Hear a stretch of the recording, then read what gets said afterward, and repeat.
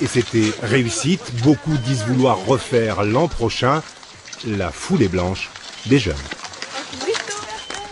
Et puis faire du ski de randonnée sous les étoiles, c'est possible. Dans les Alpes, les nocturnes se multiplient. Hier réservées à la petite élite du ski et alpinisme, elles attirent aujourd'hui de plus en plus de skieurs loisirs, séduits par l'ambiance particulière de ces courses. Christian Deville et Didier Albrand ont chaussé pour nous les pots pour la nocturne de l'Aigle à Lens-en-Vercors. Créée il y a 6 ans, la Nocturne de l'Aigle est l'initiatrice de ces courses disputées en début de soirée sur le bas d'un domaine skiable. Le principe est simple, réaliser en 1 heure le maximum de rotation constitué d'une courte montée, 95 mètres de dénivelé, d'une descente tout aussi rapide et au milieu de tout cela, 2 manipulations comme on dit dans le jargon, l'une pour enlever les pots qui permettent l'accroche sur la neige, l'autre pour les remettre avant de passer le relais à son coéquipier.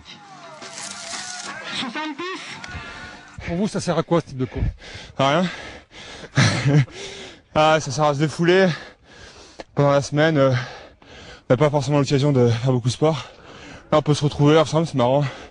Et une bonne ambiance, super bonne ambiance et tout. Et on se défoule, on se fait plaisir et on est bien.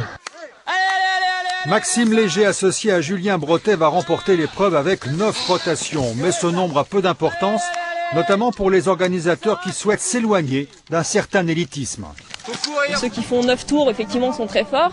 Ceux qui n'en font 4, ont toujours quelqu'un avec eux et il y a toujours de l'ambiance. Et on parle plus de ski alpinisme ici. Non, on parle de ski de rando, de nocturne, d'ambiance, de vin chaud, de tartiflette, mais plus du tout de ski alpinisme. Le message est visiblement passé sur les 2 premières épreuves du circuit isérois, Champs-Rousses et Lens-en-Vercors. La participation a doublé par rapport à l'année dernière, près d'une 50aine d'équipes. Moi, je suis venu m'éclater.